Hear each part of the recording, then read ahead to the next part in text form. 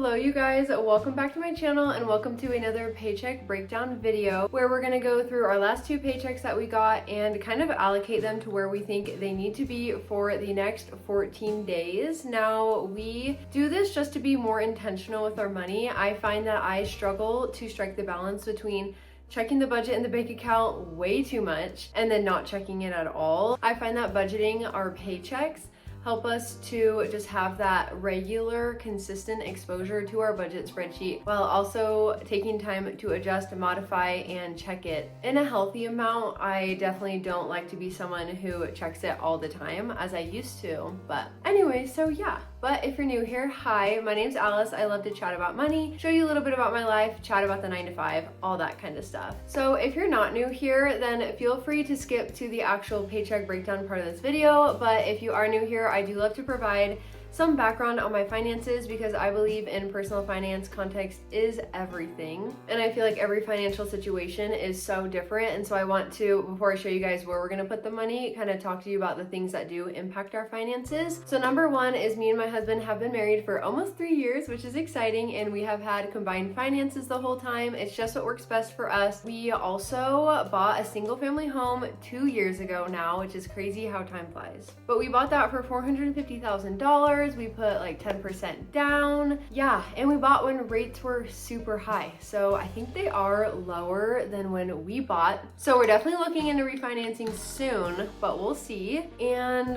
what else? Oh, we don't have any children yet, but we are going to start prepping financially for them quite soon, which is exciting. And then we have 2 cats, no dog. I say that because I feel like cats are much cheaper than dogs. Dogs can cost easily hundreds of dollars a month, while our cats only cost like $25 every other month. Oh yeah, we both graduated in April. He graduated with his master's degree. I graduated with my undergraduate degree. And even though we graduated recently, we both have either been working full-time or close to full-time for the last couple years, which has really helped our finances. The fact that we graduated and didn't have to start from level 0, which is totally fine, but it definitely did change our finances for sure. The fact that we had already, made a lot of money, bought a house and everything before we graduated. And then I think the biggest financial goal that we're working on right now is definitely our emergency fund. Currently, we are trying to get our emergency fund up to $18,000 by the end of this year. And the crazy part is that the end of the year is so soon. It's in like a month and a half. And right now, I think there's $16,000 or $15,950 in our emergency fund. So we're really close, but yeah, that's what we're working on. We don't really have a ton of financial goals right now currently because the year is closing, but in 2026 we have huge financial goals, so stay tuned for that. Okay, anyways, I think that's it, so let's get into the paycheck breakdown portion of this video. Alrighty, I have the numbers here on my laptop because I'm not about to memorize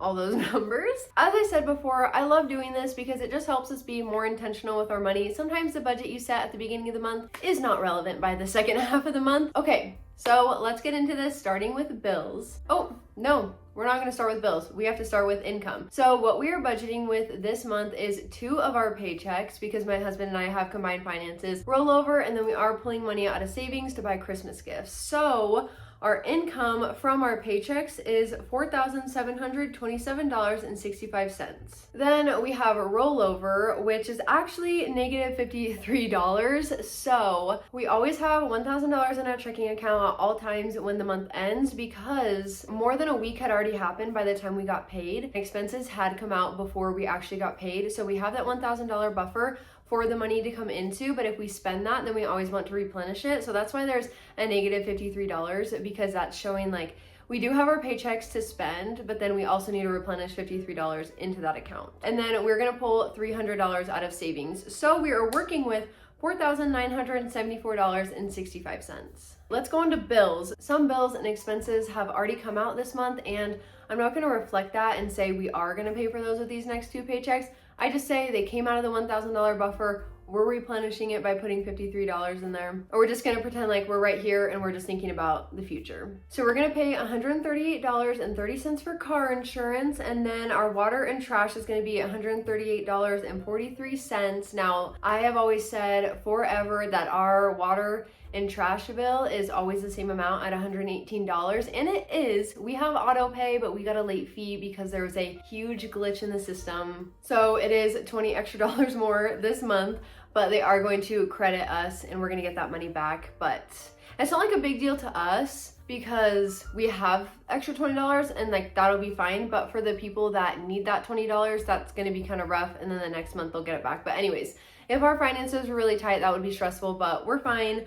We're good. And yeah, that's the only 2 bills that are coming out, these 2 paychecks, just because we already had a couple come out earlier, and then the rest of them are coming out at the end of the month. Alrighty, let's move on to expenses. So if you are new here, the paychecks that we get at the beginning of the month go more towards the fun stuff and the saving and the investing, and they make you feel really good about yourself. But the paychecks at the end of the month go towards our mortgage, which is $3,000. So yes, $0 for our mortgage, but for groceries, it's impressive. We have made it thus far without buying any groceries. So, oh wait, no, I did spend like $30 picking up some produce. I'm gonna say that we're gonna spend $160 for these next 2 weeks grocery shopping, which will be great. Okay, and then tithing and donations, we do pay 10% of our income that hits our bank account, and that will be $473. Moving on to gas, we've been very lucky. I don't think thus far in the month we have even filled up our cars, which is amazing. So I'm gonna budget for the next 14 days $140, because realistically speaking, we'll probably have to fill up one of our cars twice, and that's each $40 every time, and then probably my car once, which will be $60. That honestly is not too bad. I remember when I had my other job and had to go in every single day, and it was a much longer commute, I was filling up my car at least once a week, and that was $60 every single week. Our gas budget was like $350, but now it is like $225. Okay, moving on to pet care, I'm gonna budget $30 because we do need to get them food. I don't think we need litter, but again, this is like my husband's domain of the house, and I don't always have a good pulse on what's going on, but I'm pretty sure they need food. So for miscellaneous / unexpected, I'm gonna put $150. Not that I foresee unexpected expenses, because like then they wouldn't be unexpected, but I just like putting half of the money for each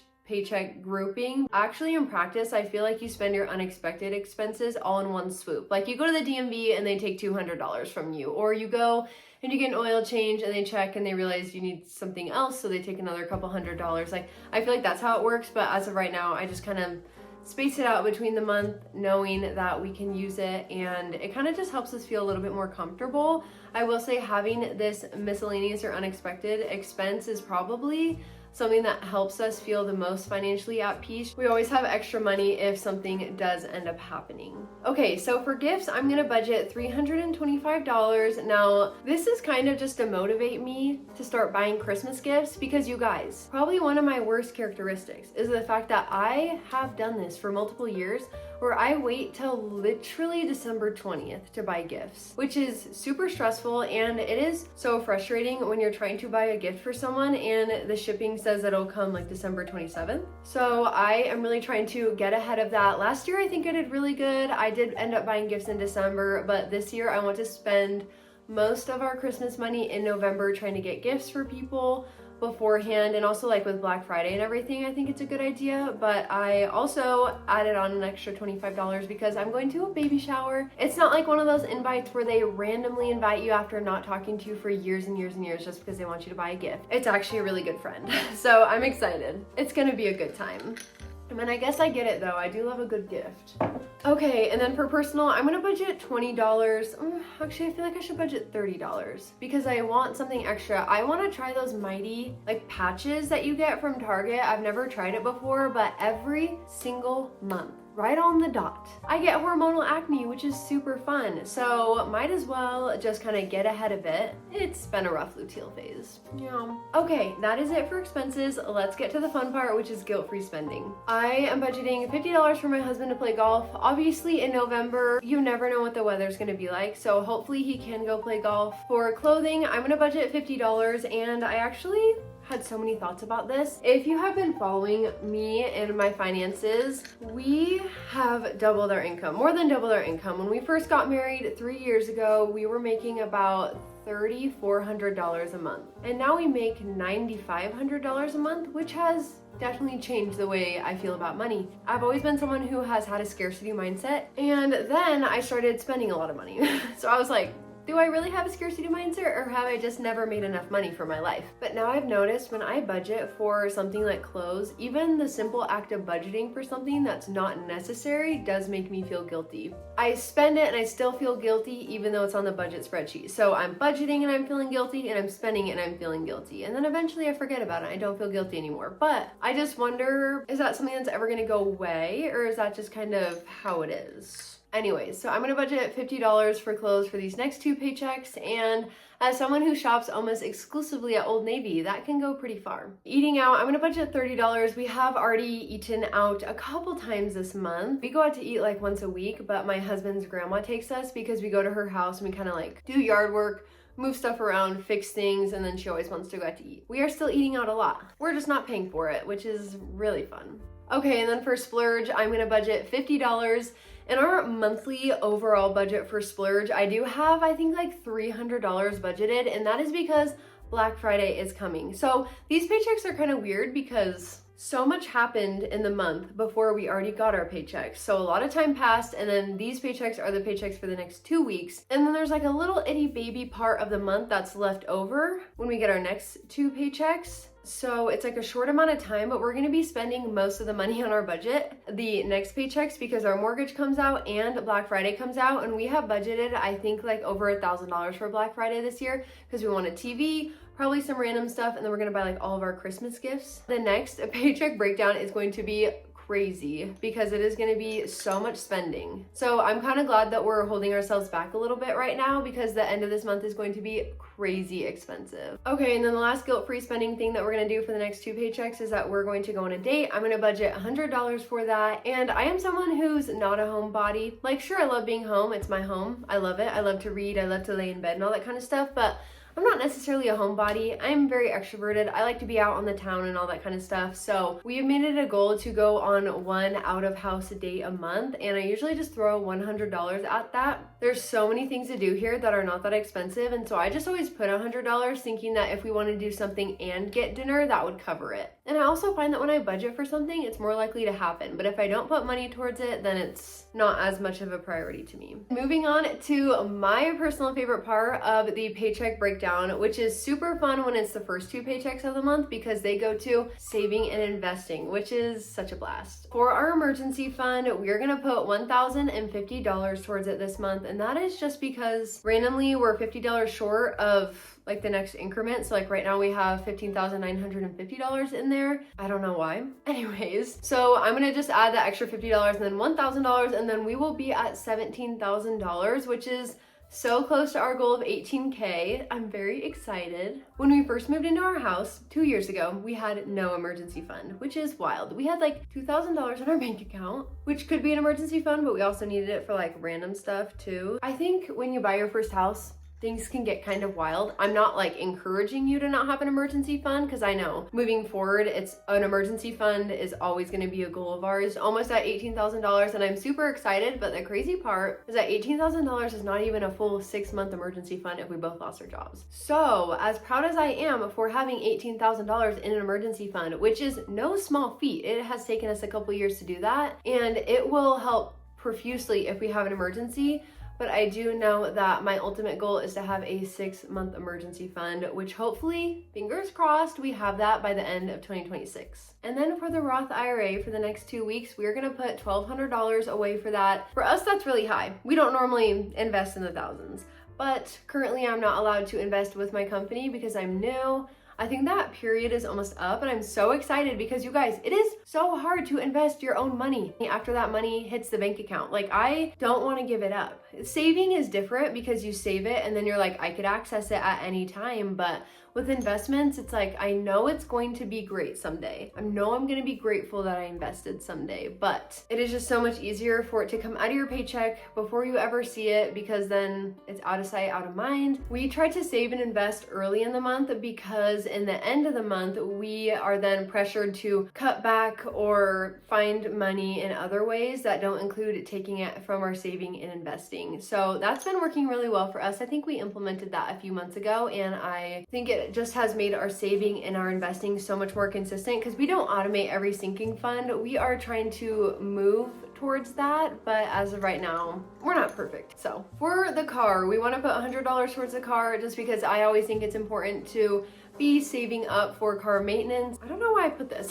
We're gonna save $20 towards a vacation, which is great, and I think it's always smart to save for vacations, especially since next year I have the goal to go to Oregon a lot more. These aren't vacations like going to Europe. These are vacations like going to visit friends in another state or going to where my parents live and staying there. So it's not that expensive. It's honestly just plane tickets. I just always want to make sure that when we want to go, we can. I don't know if $20 is really gonna help, but might as well. Okay, and then the last thing for the yard, we are going to save $100. And yes, we put in our yard a couple years ago. It did cost $20,000. All of our flower beds are still barren. There's nothing. We have no trees, no bushes, or anything. We want to put those things in the summer, and I was doing a little bit of digging. It looks like it's gonna cost us a couple grand. It could be way more, it could be way less, I have no idea, but I wanna start saving for that now because I don't want to wait until the summer and suddenly it's like, oh my gosh, we don't have the money to buy trees and bushes. Alrighty, and after all those expenses, that leaves us with $649.92, which that kind of seems like a lot of money, and we did pull money out of savings, and so this is higher than normal, but I will say next two paychecks are going to be crazy expensive, but I'm very excited, and I feel like $650-ish is a perfect amount to roll over because also our mortgage comes out, so it's just gonna be, yeah, a high spending two paychecks. Anyways, thank you guys so much for joining me today. I hope you enjoyed this paycheck breakdown, and I will see you next time. Bye!